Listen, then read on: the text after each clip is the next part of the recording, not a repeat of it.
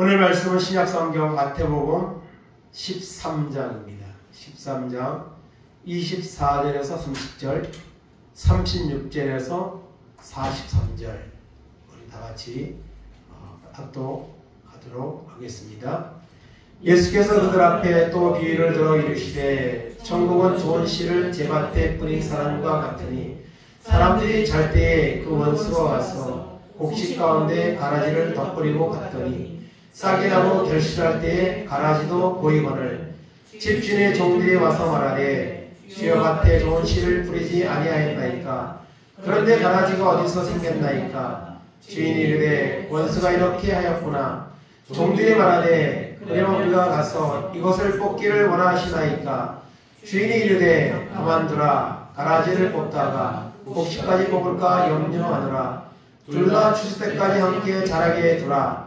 추수 때에 내가 추수꾼들에게 말하기를 가라지는 먼저 거두어 불사르게 단으로 붓고 곡식은 모아 내 곡간에 넣으라 하리라.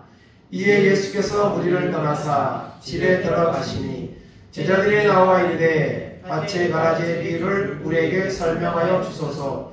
대답하여 이르시되 좋은 씨를 뿌리는 이는 인자요 밭은 세상이요 좋은 씨는 천국의 아들들이요 가라지는 악한 자의 아들들이요 가라지를 뿌리는 원수는 마귀요 추수 때는 세상 끝이요 추수꾼은 천사들이니 그런지 가라지를 거두어 불에 사는 것 같이 세상 끝에도 그러하리라. 인자가 그 천사들을 보내리니 그들이 그 나라에서 모두 넘어지게 하는 것과 또 불법을 향하는 자들을 거두어내어 풀무불에 던져 넣으리니 거기서 울며 이를 갈게 되리라. 그때 의인들은 자기 아버지의 나라에서 해와 같이 빛나리라. 귀 있는 자는 들으라. 아멘.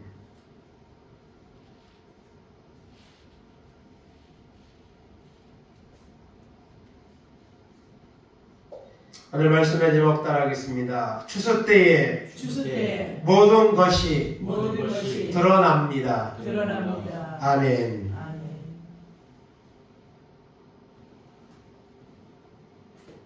어느덧 10월이었습니다. 정말 세월이 빨리 지나갑니다. 끝나지 않을 것 같은 무더위도 어느덧 끝이 나고 10월 첫날 마지막 분기가 시작되었습니다. 특별히 10월은 추수의 계절입니다.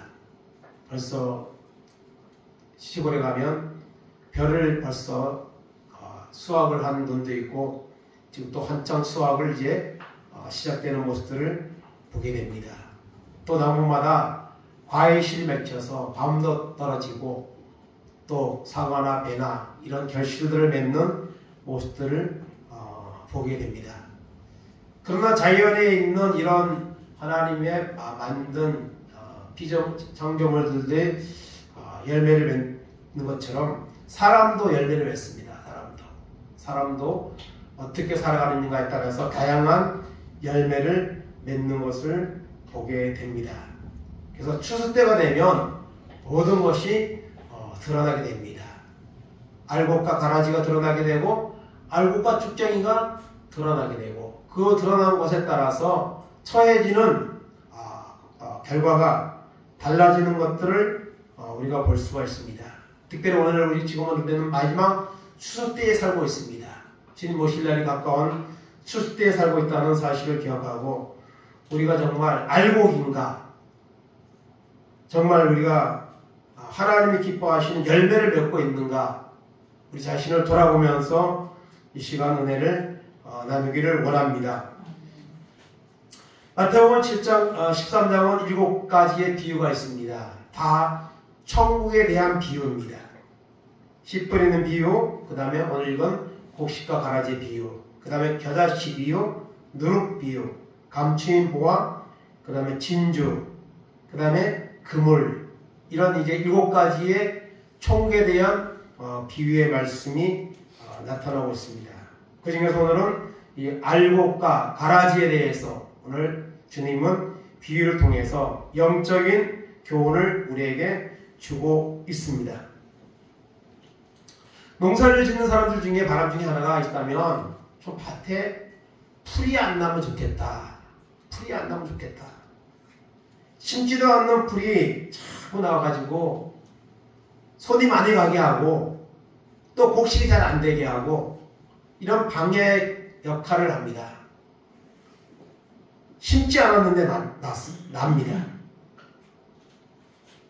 그래서 풀이 안 나가게 하려고 비닐을 씌우고 있으면 심기도 하고 또 제초제를 줘서 곡식은 안 다치고 이 풀만 죽게 이렇게 농사를 이렇게 짓는 사람들도 있는 것을 보게 됩니다.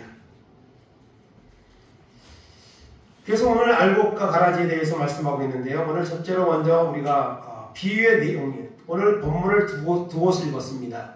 처음에 나왔던 본문은 농사를 짓는 어떤 원리에 대한 그런 이제 비유이고요. 후반부는 그 비유가 가지고 있는 영적인 의미가 무엇인가를 설명하는 이 두 가지로 나눠져 있습니다. 그래서 오늘 먼저 보면 비유의 내용이 24절에서 33절까지 나타나고 있습니다. 26절까지. 그래서 예수께서 그들 앞에 또 비유를 들어 이르시되 천국은 좋은 씨를 제밭에 뿌린 사람과 같으니. 사람들은 밭에다가 좋은 씨를 뿌리죠. 좋은 종자를 심습니다. 근데 25절에 보니까 사람들이 잘 때에 원수가 와서 곡식 가운데 가라지를 덧뿌리고 갔다 이렇게 말하고 있습니다.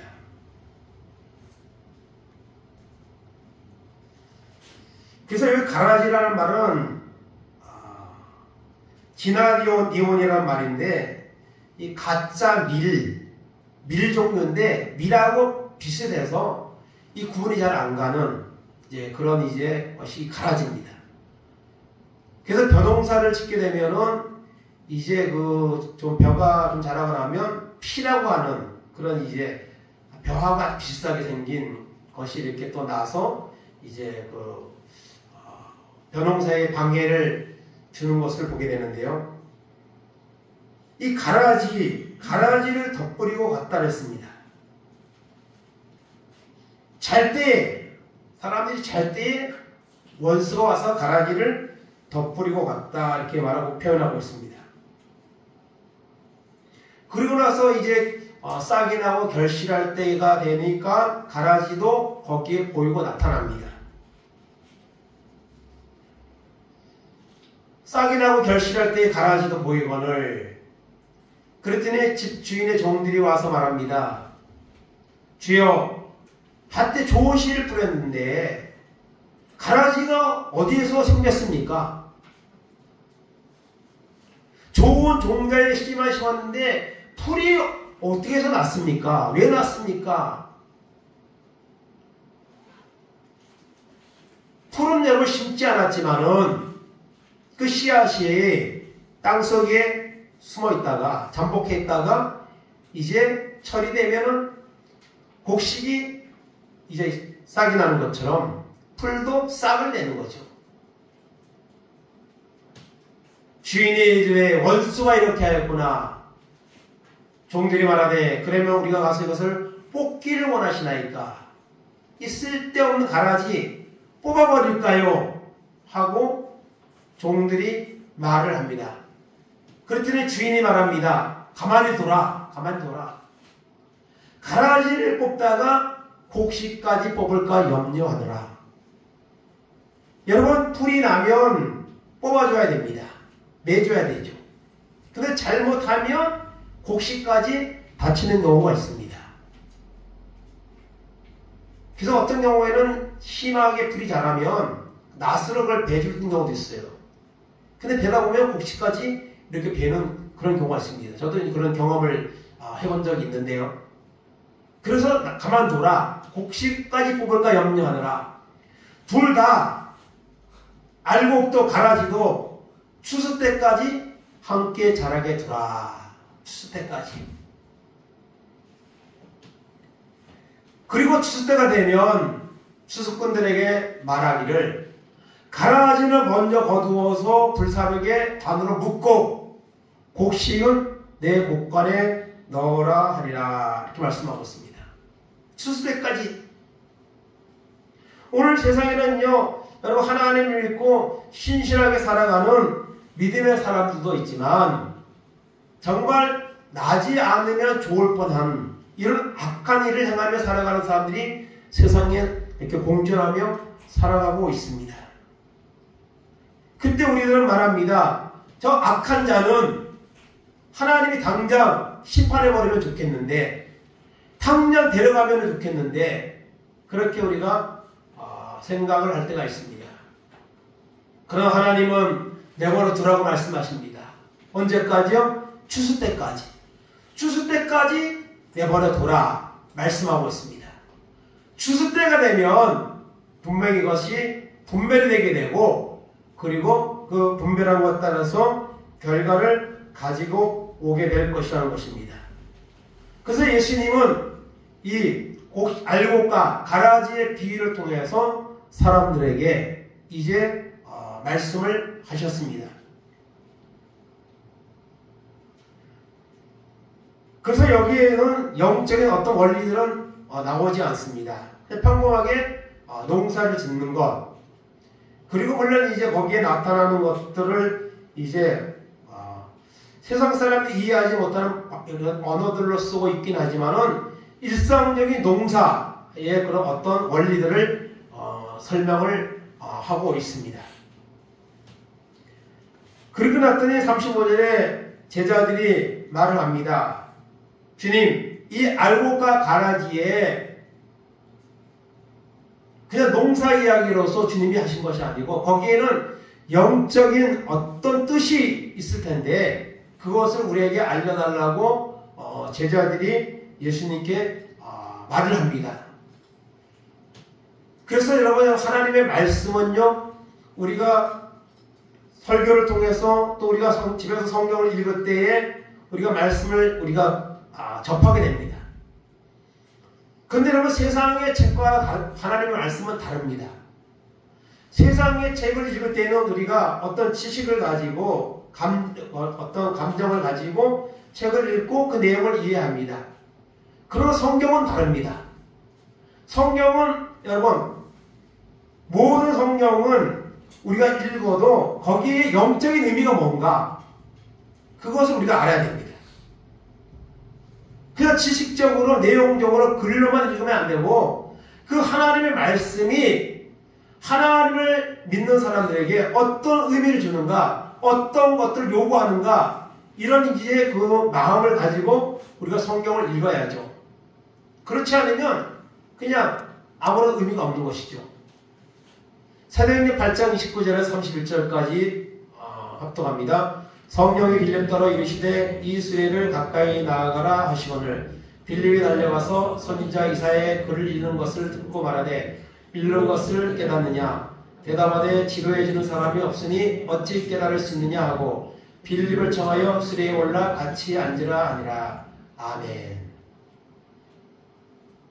여러분, 에티오피아의 국고를 맡은 신하 간다게라는 사람이 이스라엘을 방문했다가 자기 나라로 돌아가고 있습니다. 근데 그 사람이 돌아가는 중에 수레에서 하나님의 말씀을 읽었어요. 이사야의 말씀을 읽었습니다. 그때 이 빌립이라는 집사가 다가가서 묻습니다. 지금 읽고 있는 말씀을 깨닫고 있습니까? 그 읽는 말씀이 무슨 뜻인지 알고 있습니까? 하고 물었을 때에 지도해 주는 사람이 없으니 어찌 깨달을 수 있느냐. 그래서 이 사람이, 이 간다게가 말씀을 읽고 있는데 뜻을 모르는 거예요. 하나님의 무슨 뜻이 있는지 모르는 거예요. 그래서 빌립 집사가 그 내용을 갖다가 상세하게 설명을 해주었습니다. 영적인 의미가 무엇인가 설명을 해주고 난 후에 바로 이제 복음을 전하고 그 다음에 세례를 주는 이런 결과를 가져오게 했습니다. 그래서 우리가 여러분 말씀을 읽을 때에는 어떻게 됩니까? 말씀의 영적인 뜻을 알아야 됩니다. 그냥 지식적으로 읽으면 안 되고 영적인 의미를 알아야지 그걸 우리가 그 말씀의 뜻대로 살아가는 이런 이제 어떤 결단을 우리가 가져올 수가 있는 것이죠. 베드로후서 1장 20절 21절입니다. 먼저 할 것은 성경은 모든 예언은 서서히 들 것이 아니니 예언은 언제든지 사람의 뜻으로 낸 것이 아니요 오직 성령의 감동하심을 받은 사람들이 하나님께 말하는 것이니라. 아멘. 여러분, 성경은요 누가 썼어요? 사람이 썼습니다. 한 40명의 저자들이 성경을 썼습니다. 그런데 사람이 썼지만 하나님의 감동하심을 받은 사람들이, 하나님은요 하나님이 직접 이렇게 들려주셔서 성경을 기록하게 하지 않으시고요, 사람들의 그 삶 속에서 그리고 사역 속에서 이제 하는 말들, 하는 일들을 통해서 성경을 하나님 주셨습니다. 그래서 성경은 결국 사람이 쓴 것이지만은 하나님의 감동을 받은 사람들이 여러 쓴 것입니다. 그래서 이것이 우리가 하나님의 말씀으로 우리가 받아들이는 것이죠. 그래서 우리가 말씀을 들을 때에, 성경을 읽을 때에는 반드시 성령을 의지해야 됩니다. 하나님, 이 말씀의 뜻을 깨닫게 하옵소서. 그리고 그 말씀대로 살 수 있도록 하나님 인도하옵소서. 이런 마음을 가지고 우리가 말씀을 들어야 되고요, 또 말씀을 읽어야 됩니다. 그렇지 않으면 그 의미를 알지 못하면 아무 소용이 없는 겁니다. 그래서 여러분, 예수님은 알곡과 가라지의 비유를 말씀하셨는데 제자들은 그 영적인 의미가 무엇인지 알려달라고 주님께 요청을 한 것입니다. 그럴 때는 주님이 이제 거기에 대해서 말씀하십니다. 밭에 떨어진 네 가지의 그 밭의 경우도 똑같죠. 똑같은 구조를 가지고 이제 원리를 설명하고 영적인 원리를 설명하고, 이것도 알곡과 가라지의 비유도 마찬가지로 그런 이제 구조로 되어 있습니다. 설명을 하셨습니다. 그러면 곡식과 가라지의 비유를 말씀을 하시는데 뜻이 뭐냐? 첫째, 좋은 씨를 뿌리는 분은 누구예요? 예수님이라 했습니다. 인자라 했어요. 그 다음에 밭은 무엇입니까? 밭은 우리가 살고 있는 이 세상을 말합니다. 그 다음에 좋은 씨, 좋은 씨는 천국의 아들들, 하나님의 선택을 받고 하나님 앞에 나와 예배하고 믿음으로 살아가는 사람들, 이 좋은 씨입니다. 그 다음에 가라지를 뿌리는 원수는 누굽니까? 마귀입니다. 마귀.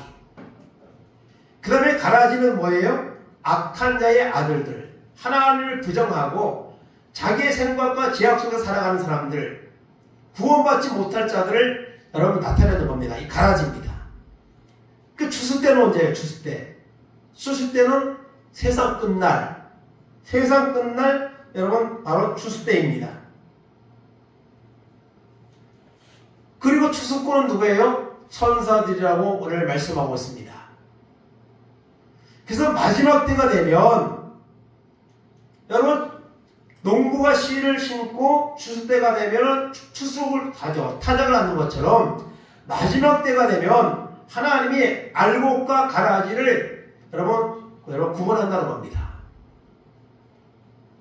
그런 날이 반드시 우리에게 온다는 것입니다. 그렇기 때문에 우리는 내가 과연 알곡인가 아닌가를 날마다 생각해야 됩니다. 하나님, 나는 과연 알곡의 모습으로 살고 있습니까? 혹시 가라지가 아닙니까? 이런 두려운 마음을 가지고 우리가 여러분 믿음 생활을 해야 됩니다. 두렵고 떨림으로 구원을 이루라고 했습니다.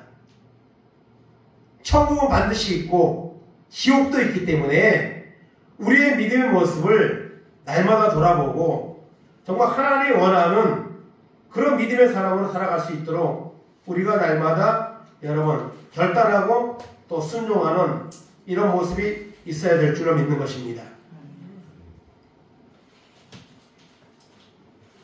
그래서 여러분 가라지를 뿌리는 원수는 특별히 마귀라고 했습니다. 우리 속에 부정한 생각이나 하나님을 여러분 부인하거나 또 믿음이 식어지거나 이런 모든 것들은 바로 악한 마귀 역사입니다. 우리를 알곡이 되지 못하게, 우리가 구원받지 못하게 하는 것이 바로 마귀가 하는 일입니다. 특별히 마지막 때에 오늘 악한 마귀가 그 유혹에 넘어가서 믿음을 지키지 못하고 살아가는 사람들이 점점 많아지고 있는 시대에 우리가 살고 있다는 사실을 분명히 여러분 기억하고 우리가 정말 영적으로 구원받는 정말 알곡 같은 존재를 인정받을 수 있는 모습으로 우리가 마음의 결단을 하고 우리가 살아가는 이런 은혜가 있어야 될 줄로 믿습니다. 그러면 여러분 가라지의 마지막은 무엇입니까? 가라지의 마지막은 불에 사는 날 했습니다. 불에. 42절에 보니까 풀무불에 던져 넣으리니 거기서 울며 이를 갈게 되리라 말씀하고 있습니다.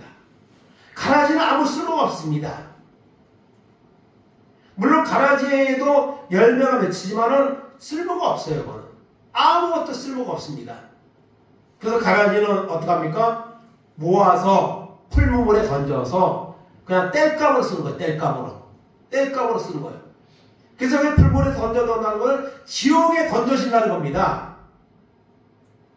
가라지는 풀무불 불 속에 하나님을 부정하고 온갖 죄악 가운데 살아가는 영혼은 심판의 날, 수세의 날에 어디에 갑니까? 지옥으로 가는 거예요. 거기서 울며 이를 갈게 되리라. 여러분, 악한 자의 아들들은 넘어지게 하는 자, 불법을 행하는 자들입니다. 그리고 영적 의미는 지옥불에 던져져 영원한 고통을 받게 된다는 것입니다. 여러분의 신앙생활하는 목적은 그냥 뭐 좋은 말 들으려고 하는 것이 아닙니다.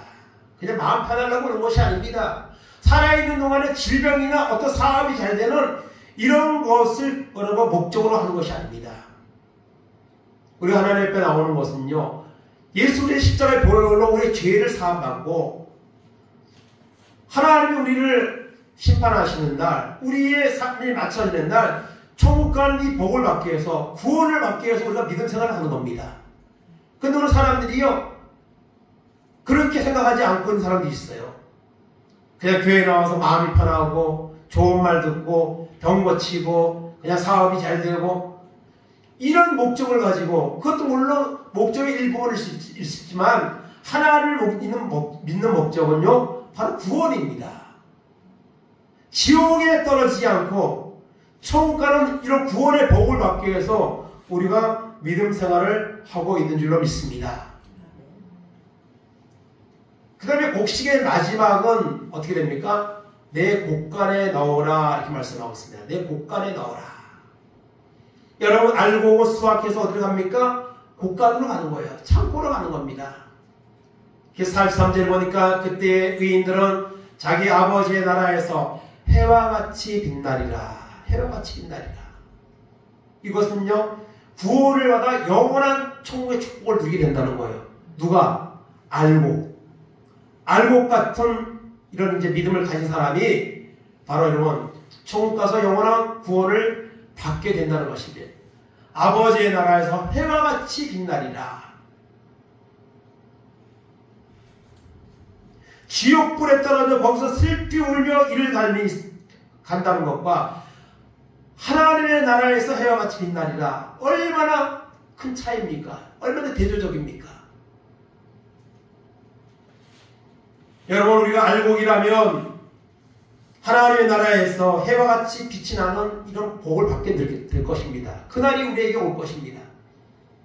그러나 하나님을 믿노라 하면서도 그냥 입으로만 쥐어쥐어 하면서 형식적이고 위선적인 이런 신앙생활을 하고 있다면 여러분, 그 사람은 가라지일 수 있습니다. 그것을 기억하고 나는 가라지인가 알곡인가 날마다 생각하면서 가라지 같은 근성이 있으면 다 버려야 됩니다. 그리고 회개해야 됩니다. 하나님의 은혜를 받아서 새롭게 되어서 알곡 같은 이런 사람들이 되어야 됩니다. 그래서 여러분, 우리가 신앙생활하는 목적은 천국의 새와 같이 빛나는 이런 구원의 은혜를 받기 위해서 우리가 오늘도 하나님 앞에 나와서 예배하고 하나님을 섬기는 이 믿음의 생활을 하고 있는 줄로 믿습니다. 베드로전서 1장 7절에서 9절입니다. 너희 믿음의 확실함은 불로 연단하여도 없어질 금보다 더 귀하여 예수 그리스도께서 나타나실 때에 칭찬과 영광과 존귀를 얻게 할 것이니라. 예수를 너희가 보지 못하였으나 사랑하는도다. 이제도 보지 못하고 믿고 말할 수 없는 영광스러운 즐거움으로 기뻐하니 믿음의 결국 곧 영혼의 구원을 받으리라. 아멘. 믿음은 금보다도 귀한 겁니다. 예수를 우리가 보지 못했지만 예수님을 사랑합니다. 왜냐하면 그 예수님이 나의 죄를 대신하여 십자가에 죽으시고 부활하셨기 때문입니다. 믿음의 마지막은 무엇입니까? 영혼의 구원을 받기 위해서입니다. 우리가 오늘날 앞에 나와서 예배하는 것은 여러분과 구원을 받기 위해서 추수날을 알곡 같은 이런 구원을 받기 위해서 오늘도 우리가 믿음으로 사는 줄로 믿습니다. 믿음 생활의 최종 목적은 바로 영혼의 구원을 받는 겁니다. 그런 사람들이 여기에 대한 확신이 없어요. 그냥 종교생활 하는 거예요. 그냥 가지고 있던 신앙생활 그냥 하는 거예요. 그러나 여러분, 우리가 영혼의 구원을 받기 위해서 이것이 얼마나 귀하고 중요한 것인지 깨닫고, 여러분 마지막 심판의 날에 구원을 받지 못한다면 어떻게 됩니까? 두렵고 떨림으로 우리가 구원을 이뤄나가는 이런 사람이 되어야 될 줄로 믿습니다. 요한계시록 20장 6절입니다. 이 첫째 부활에 참여하는 자들은 복이 있고 거룩하도다. 둘째 사망이 그들을 다스리는 권세가 없고 도리어 그들이 하나님과 그리스도의 제사장이 되어 1000년 동안 그리스도와 더불어 왕노릇하리라. 아멘. 첫째 부활에 참여하는 자가 복이 있습니다. 이 알곡 같은 사람이, 오늘 말씀하는 것은 알곡이 이 첫째 부활에 참여하는 거예요. 둘째 사망, 가라지는 둘째 사망, 둘째 사망은 지옥입니다. 우리가 세상에서 언제나 죽죠. 그러나 여러분, 둘째 사망은 죽는 순간 우리 영혼이 지옥으로 떨어지는 겁니다.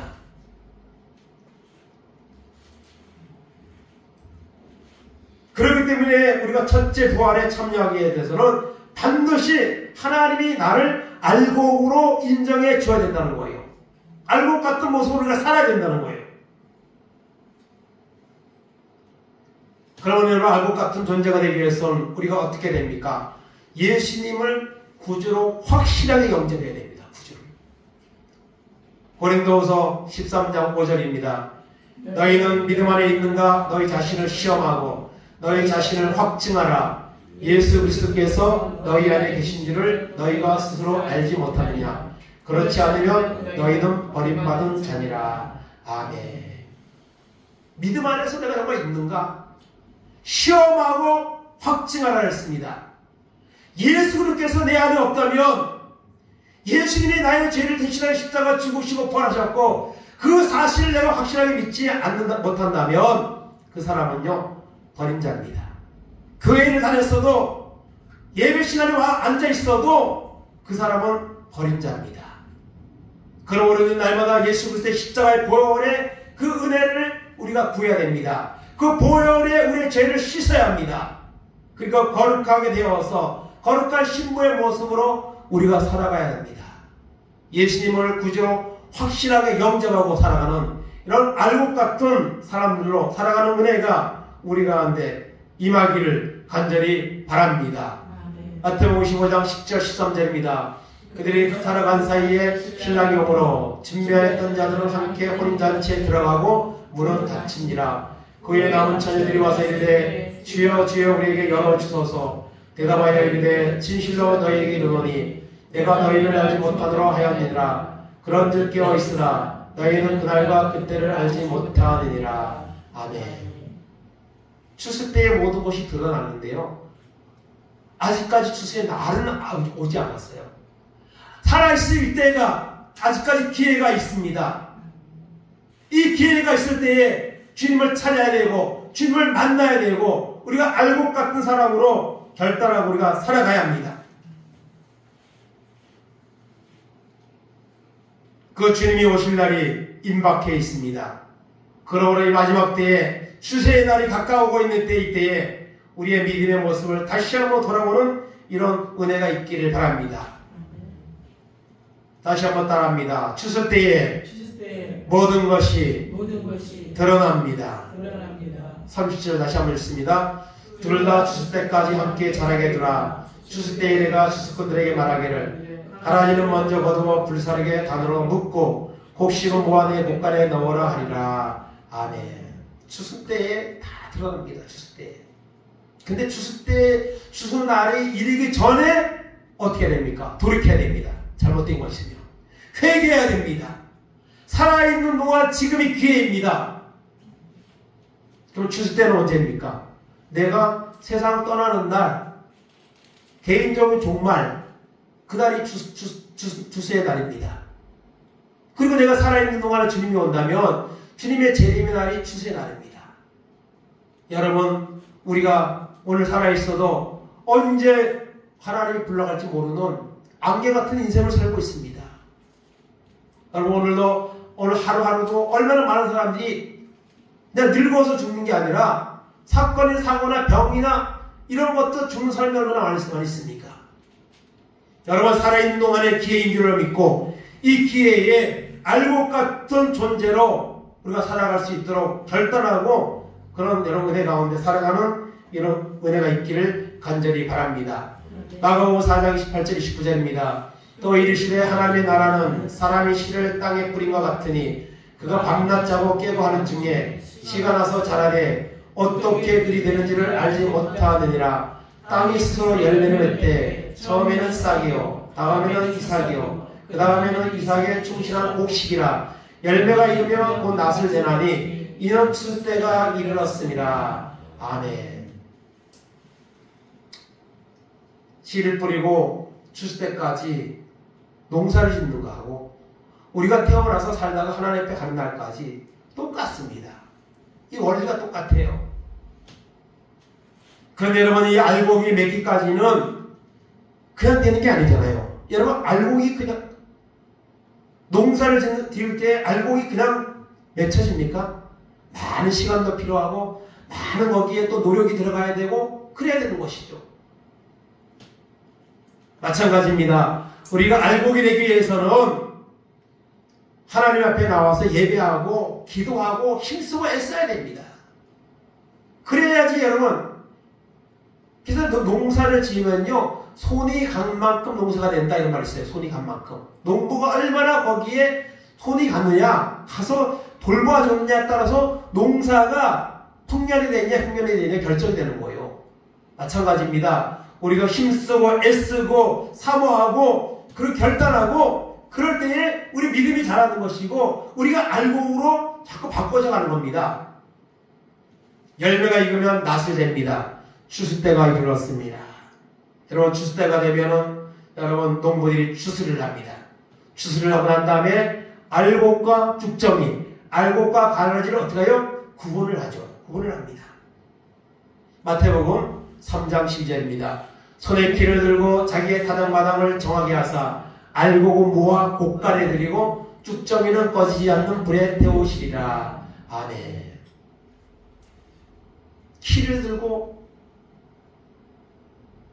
타작마당을 정하게 하사 추수를 해서 알곡은 모아 곡간에 들이고 알곡은 천국으로 가고 쭉정이는 꺼지지 않는 불에 지옥불에 던져지는 이런 마지막 심판의 날이 우리에게 온다는 것입니다. 얼마나 두려운 말씀입니까? 여러분, 사진 여기 한 장 준비했는데요. 키야, 키. 키라는 게 있습니다. 젊은 사람들은 모를 수도 있어요. 키라는 게 뭔지. 여러분, 이 시골에 가면 이렇게 이제 저기 키입니다. 저걸 가지고 거기다가 추수한 것을 이제 추수하면은 거기에 알곡도 있지만 죽정이도 있고 뭐 또 건불 같은 것도 있고 막 있잖아요. 그럼 키질을 딱 하면은 어떡합니까? 죽정이는 다 밖으로 날아갑니다. 그리고 알곡은 안쪽으로 모입니다. 참 신기해요, 보면요. 근데 이게 그냥 쉽게 되는 게 아니에요. 키질을 잘하는 사람들은 그만큼 여러 반복해서 익숙해진 거죠. 우리 같은 사람이 가서 하면요 잘 안 돼요. 이게요. 그냥 알곡도 막 나가고 그렇게 됩니다. 근데 키질을 잘하는 사람들 보면 신기할 정도로 이렇게 하면 그냥 죽정이는 다 날아가고 알곡은 다 남아요. 그 직장인은 그냥 버려버리고 그냥 불쏘시개 하는 거고, 그 다음에 알곡만 어떻게 합니까? 알곡만 곡간에다가 들이죠. 키질이 서투르면은 잘못될 수도 있습니다. 알곡도 나갈 수도 있습니다. 그러나 여러분, 하나님은요 키질을 너무 잘하세요. 하나님은요 키질을요 너무 정확하게 하세요. 불공평하게 하지 않습니다. 저렇게 이렇게 키질해서 알곡과 쭉정이를 구분하는 것처럼 마지막 추수의 날에, 우리의 생명이 끝나는 날에 이런 여러 심판을 우리가 받게 된다는 거예요. 그럴 때 우리가 어떻게 됩니까? 알곡이라면은 밖으로 날아가는 것이 아니고 구원을 받게 되는 이런 축복을 받게 될 것입니다. 여러분, 키질하는 추수의 날, 키질하는 그 날이, 그 시간이 언젠가 우리에게 올 겁니다. 그날에 어떻게 할 겁니까? 그날에 가서는 바꿀 수가 없으니 기회가 있을 때에 여러분, 우리의 믿음의 모습을 돌아보고 다시 뜨겁게 하나님을 섬기는 이런 은혜가 임하기를 바랍니다. 마가복음 13장 35절 37절입니다. 그러므로 깨어있으라. 집주인이 언제 올는지, 혹 저물 때일는지, 밤중일는지, 닭 물 때일는지, 새벽일는지 너희가 알지 못함이라. 그가 호련히 와서 너희가 자는 것을 보지 않도록 하라. 깨어있으라. 내가 너희에게 하는 이 말은 모든 사람에게 하는 말이라 하시니라. 아멘. 주님이 언제 오실지 모른다고 성경은 말씀하고 있는데요. 그런데 중요한 것은 그가 호련히 갑자기 오는데, 주님이 왔을 때에 너희가 자는 것을 보지 않도록 하라. 하나님 앞에 교회도 안 가고 기도도 안 하고 그냥 하나님을 떠나 있는 그런 상태에 있을 때에 주님이 오지 않도록 주의하라는 거예요. 그래서 오늘 여러분 자는 사람들이 많습니다. 오늘 교회도 안 가고요. 뭐 온라인 예배 드린다. 교회마다 빈자리가 차고 넘치고, 사람들에게 복음을 전해도 사람들은 반응하지 않습니다.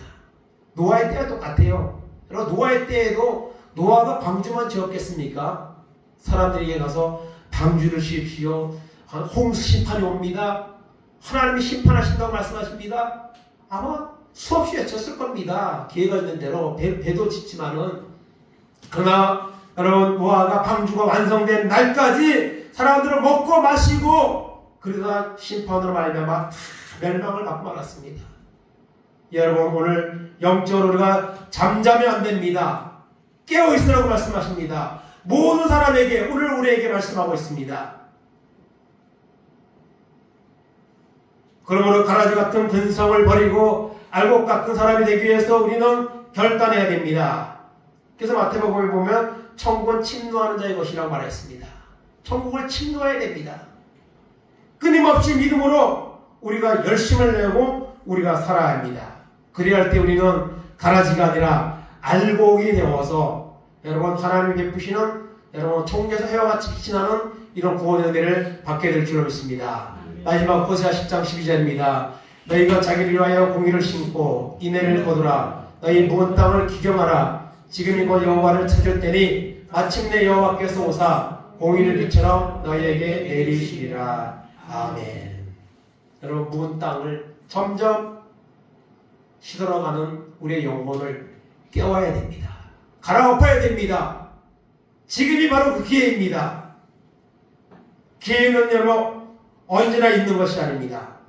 살아있을 동안의 기회이고 오늘의 기회입니다. 내일로 미루지 말고 우리가 하나님 앞에 나와 예배하고 기도의 자리에 나오고 결단할 때에 하나님이 마치 공의를 빛처럼 너에게 내리시는 알곡 같은 존재가 될 수 있는 이런 은혜를 하나님이 우리에게 주시는 줄로 믿습니다. 이 마지막 때에, 추수의 날이 가까우는 이 마지막 때에 우리의 영적인 모습을 돌아보고 악한 마귀가 끊임없이 우리 속에 들어와서 잠을 자게 하고 영적으로 가라지에 씨를 뿌려서 쓸데없는 것들에게 우리의 생각이 빼앗기고 살아가도록 끊임없이 역사하는 이런 시대에 살고 있고, 그런 악한 마귀에게 지금 이렇게 붙잡혀서 살아가는 사람들이 너무나도 많습니다. 그러나 나를 위해 십자가 지신 주님을 바라보며 그 모든 것 물리치고 믿음으로 승리하는 역사가 일어나게 될 줄을 믿습니다. 주수의 날이 오기 전에 알곡 같은 이런 결단을 하고 믿음으로 승리하는 이런 은혜가 우리 가운데 임하기를 간절히 주님의 이름으로 축원을 드립니다. 아멘.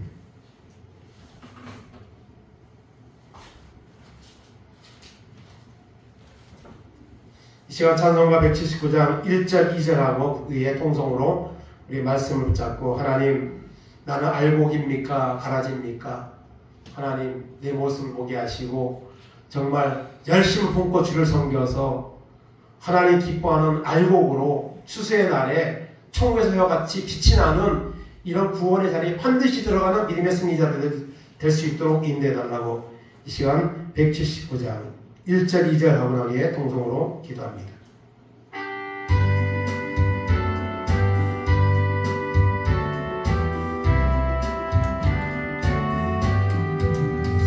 주 예수의 강림이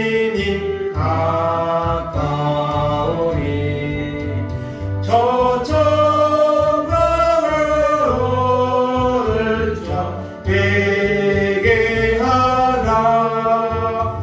주 성령 너희를 부르시고 무천사도 나와서 영접하네. 주 예수님 너희를 찾으시니 외심을 하면서 오지 않나. 온 세상에 담당한 어린 양을 죄 많은 자 불러서 구원하리. 주여 한번 하고 기도하겠습니다. 주여 하나님 감사합니다.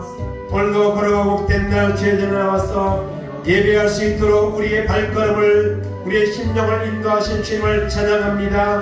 하나님 마지막 때가 이르렀습니다. 추수의 날이 다가오고 있습니다. 하나님 아버지 농부가 하나님 좋은 씨를 심었지만 악한 마귀 원수마귀가 하나님 잠을 잘 때에 와서 하나님 가나니를 덮어리고 갔다고 했습니다.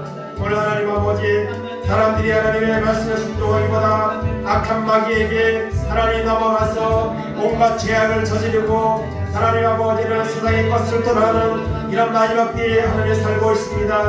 하나님 아버지 하나님 그러나 아버지를 기억하게 없어서 가라지는 아버지의 마지막 주시의 날에 불에 던져져 하나님 거기서 슬피 울며 이를 갈고 있다고 했습니다. 그러나 하나님이 알고 복간해드리라고 했습니다. 아버지의 성부에서 해가 같이 빛이 내리라고 했습니다. 하나님 아버지 우리의 믿음의 모습이 어디에 있습니까? 우리의 모습을 돌아보게 하시고 두렵고 떨림으로 구원을 이루게 하시고 하나님 원하시는 하나님 아버지의 삶을 살아가시는 은혜가 있도록 인도하여 주옵소서. 이 마지막 때에 세상의 아버지의 소리에 귀를 기울이지 말게 하시고 살아계신 하나님께 소망을 두고 하나님의 영국 땅을 기경하고 하나님 아버지를 원하는 믿음으로 살아가시는 은혜가 있도록 인도하여 주시기를 아버지 원합니다. 하나님 아버지 주님 오실 날이 가까웠습니다. 우리가 언제 주님 앞에 설지 알지 모르는 이런 아버지와 사람을 확실한 시대에 살고 있습니다. 하나님 바라보게 하시고 알곡 같은 사람이 되어서 하나님 영광을 드러내고 하나님 베푸실 구원의 은혜에 반드시 이르는 괴로운 은혜가 들어온다 하여 주옵소서. 주인 되시는 주님이 오시는 날에 너희가 자는 것을 보지 않도록 주의하라고 했습니다. 하나님 아버지 영적인 잠을 자지 말게 하시고 깨어서 기도하며 하나님 맞이하시는 준비를 하게 하시고 우리 속에 예수 그리스도를 영접하고 믿음 안에 오게 살아가는 놀라운 은혜가 우리 가운데 임하도록 인도하시고 붙잡아 주옵소서. 하나님 영광을 돌리게 하시고 구원의 놀라운 은혜가 우리 가운데 임하도록 인도하시는 하나님 붙잡아 주시옵소서. 우리 주님 바라보게 하시고 순종하며 승리에 이르나가는 내가 우리 가운데 임하도록 하나님 도우시고 인도하시고 함께하여 주옵소서. 감사합니다. 하나님 감사합니다. 이 마지막 때에 우리를 부르심을 감사합니다. 아멘. 하나님 아버지, 하나님 그러나 오늘 세상에 하나님 가라지 같은 이런 존재들이 너무나 많이 있습니다. 가라지는 세상에만 있는 것이 아니라 교회 안에도 있습니다. 예수님의 제자 중에도 가라지가 있었습니다. 하나님 우리의 모습을 돌아보게 하시고 우리 믿음이 식어지지 말게 하시고 우리 믿음이 타협하는 믿음이 되지 말게 하시고 세상 것 바라보는 삶이 되지 말게 하시고 이 마지막 때가 될수록 거룩한 행실로 하나님을 바라보며 새하늘과 새 땅을 바라보며 추수의 날에 하나님 아버지 슬피 울며 이를 가는 것이 아니라 천국에서 해와 같이 빛이 나는 구원에 반드시 이르는 믿음의 사람으로 살아갈 수 있도록 은혜를 베풀어 주시옵소서. 너희 속에 예수 그리스도가 없으면 버리는 자라고 했습니다. 주님이 나의 죄를 위해 십자가에 죽으시고 부활하셨습니다. 주님의 보혈을 의지하여 날마다 주님 앞에 나오게 하시고 믿음으로 예배하며 영광 돌리는 알곡 같은 승리의 삶이 우리 남은 생 가운데 날마다 넘치도록 인도하여 주옵소서. 감사드리며 예수님의 이름으로 기도하옵나이다. 아멘.